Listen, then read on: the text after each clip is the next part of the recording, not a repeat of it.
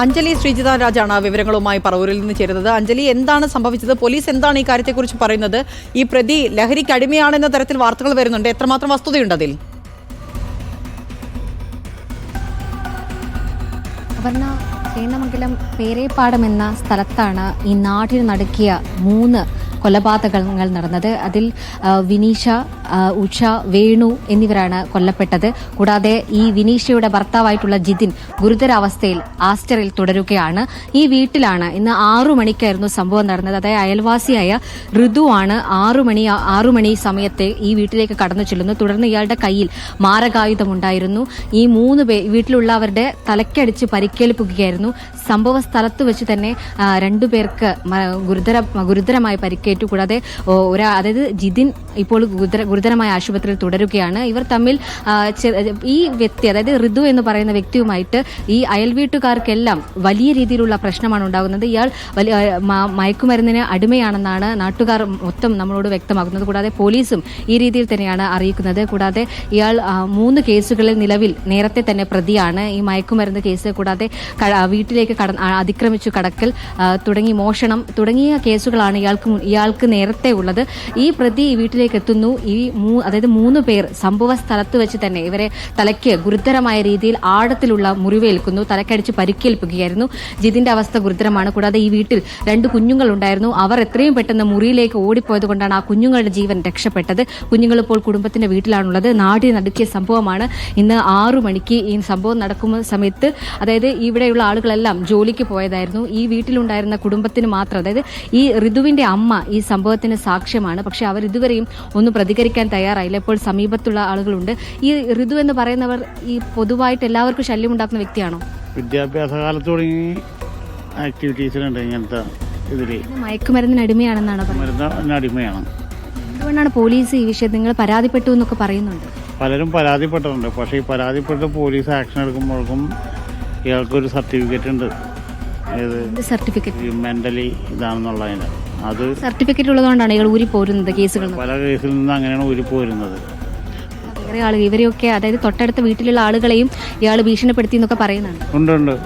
ഈ അപ്പുറത്തെ വീട്ടിലും ഈ വീട്ടിലും എല്ലായിടത്തും ഭീഷണിപ്പെടുത്തിയിട്ടുണ്ട്. അപ്പോൾ ആ ഭീഷണിപ്പെടുത്തുമ്പോൾ അവർ പരാതി കൊടുത്തിട്ടുണ്ട്. ആ പരാതി ഇങ്ങനെയുള്ള ഒരു സിറ്റുവേഷനിൽ അവർ വളരെ സൗകര്യപ്രദമായി അതിൽ നിന്നൊക്കെ ഊർന്നു പോരുന്ന സ്ഥിതിയാണ് ഉണ്ടായിട്ടുള്ളത്. അപർണ, ഇയാൾക്ക് എന്തോ ഒരു സർട്ടിഫിക്കറ്റ് ഉണ്ട്. ഈ സർട്ടിഫിക്കറ്റ് കാണിച്ചാണ് ഇയാൾ പലപ്പോഴും പോലീസിൽ പരാതിപ്പെടുമ്പോൾ അവിടെ നിന്നെല്ലാം ഊരിപ്പോകുന്നതെന്നാണ് നാട്ടുകാർ വ്യക്തമാക്കുന്നത്.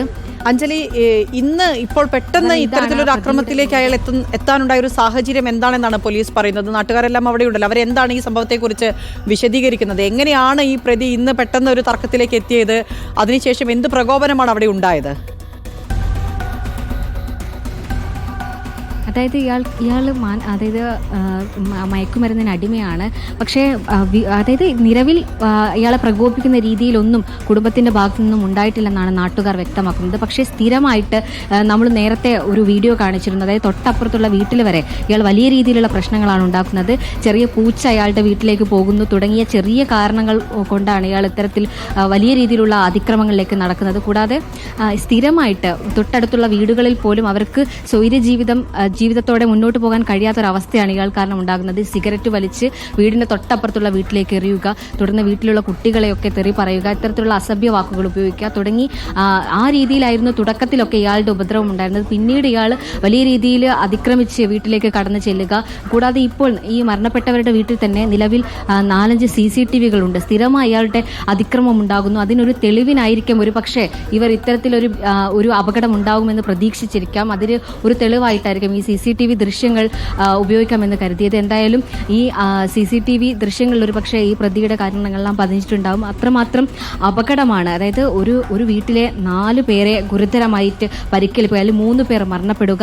നാട് മൊത്തം നടുങ്ങിയിരിക്കുകയാണ് ഈ വാർത്തയിൽ. പിന്നെ നേരത്തെ തന്നെ നാട്ടുകാർ ഉൾപ്പെടെ പറയുന്നുണ്ട് ഇയാൾക്ക് മാനസികാസ്വാസ്ഥ്യം പ്രകടിപ്പിച്ചിരുന്നു, ലഹരി മരുന്നുകൾ ഉപയോഗിക്കുന്നുണ്ട്, ഒരു സർട്ടിഫിക്കറ്റ് ഉണ്ട് എന്നുള്ള കാര്യമാണ് പറയുന്നത്. സ്വാഭാവികമായും അത് മാനസികാസ്വാസ്ഥ്യം അല്ലെങ്കിൽ അത്തരത്തിലുള്ള എന്തെങ്കിലും ബുദ്ധിമുട്ടുകൾ പ്രകടിപ്പിക്കുന്നതിൻ്റെ തെളിവായിട്ടായിരിക്കാം ഇത്തരമൊരു സർട്ടിഫിക്കറ്റ് ലഭിച്ചിട്ടുണ്ടാവുക. ഇതിന് നേരത്തെ ചികിത്സ തേടുകയോ മറ്റോ ചെയ്തിട്ടുണ്ടോ? അത്തരത്തിൽ എന്തെങ്കിലും വിവരങ്ങൾ ലഭ്യമായിട്ടുണ്ടോ അഞ്ജലിക്ക്? അതായത് അപർണ, നാട്ടുകാരെല്ലാം വ്യക്തമാക്കുന്നത്, ഈ അയൽവാസികളും വ്യക്തമാക്കുന്നത്, ഈ കുടുംബം ഇയാളെ ഇവിടെ നിന്ന് മാറ്റാനോ അല്ലെങ്കിൽ ആ രീതിയിൽ ചികിത്സ നൽകാനോ ഇതുവരെയും ശ്രമിച്ചിട്ടില്ല. പക്ഷേ ഇത്തരത്തിലൊരു സർട്ടിഫിക്കറ്റ് ഇവർ സംഘടിപ്പിച്ചിട്ടുണ്ട്. പരാതിയുമായി പോലീസ് സ്റ്റേഷനിലേക്ക് പോകുന്നു. തുടർന്ന് ഇയാളെ പോലീസ് സ്റ്റേഷനിലേക്ക് വിളിപ്പിക്കുന്നുണ്ട്. അപ്പോഴെല്ലാം ഇയാളുടെ അമ്മ ഈ സർട്ടിഫിക്കറ്റ് കൊണ്ട് ഹാജരാക്കുന്നു. ആ സമയത്ത് ഇയാളെ പുറത്തേക്ക് വിടുന്നു. ഈ പ്രതി 2 ദിവസം മുമ്പാണ് ബാംഗ്ലൂരിൽ നിന്ന് എത്തിയത്. ഇയാൾ എന്തിനാണ് ബാംഗ്ലൂരിലേക്ക് പോയത്, ഇയാൾക്ക് എന്താണ്, അതായത് ലഹരി മാഫിയയുമായിട്ട് ബന്ധമുണ്ടോ തുടങ്ങിയതെല്ലാം അന്വേഷിക്കേണ്ടതുണ്ട്. കൂടാതെ സ്ഥിരമായിട്ട് ലഹരി ഉപയോഗിക്കുന്ന ഒരു വ്യക്തിയാണ്.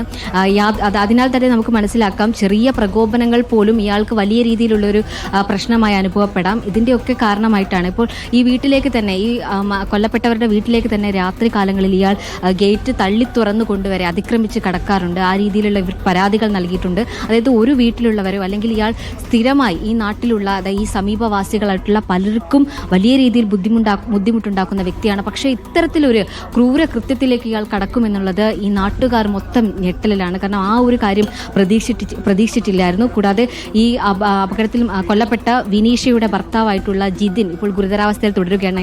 അയാൾ കുറച്ച് ദിവസങ്ങൾക്ക് മുൻപാണ് ഗൾഫിൽ നിന്നെത്തിയത്. പിന്നെ ഇവർക്ക് 2 ചെറിയ പെൺകുട്ടികളാണ്. ആ പെൺകുട്ടികൾ ഇയാളുടെ മുന്നിൽ നിന്നും രക്ഷപ്പെട്ടു പോയതാണ്. ഭാഗ്യം കൊണ്ട് രക്ഷപ്പെട്ടു എന്ന് പറയുന്നത് തന്നെയായിരിക്കും നല്ലത്.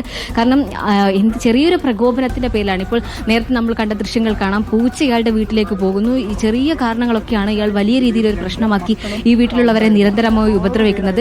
തൊട്ടപ്പുറത്തുള്ള വീട്ടിലും എല്ലാവർക്കും, അതായത് ഈ പ്രദേശത്ത് നോക്കുവാണെങ്കിൽ അടുത്തടുത്ത് വീടുകളാണ്. ഈ അടുത്തടുത്ത് വീടുകളിലുള്ള ആളുകൾക്കെല്ലാം ഇയാളെക്കുറിച്ച് വലിയ രീതിയിലുള്ള പരാതിയാണ്. പക്ഷേ ആരും ഒരിക്കലും പ്രതീക്ഷിക്കുന്നില്ല എത്രമാത്രം ഒരു ക്രൂര കൃത്യത്തിലേക്ക് ഇയാൾ കടക്കുമെന്നത്.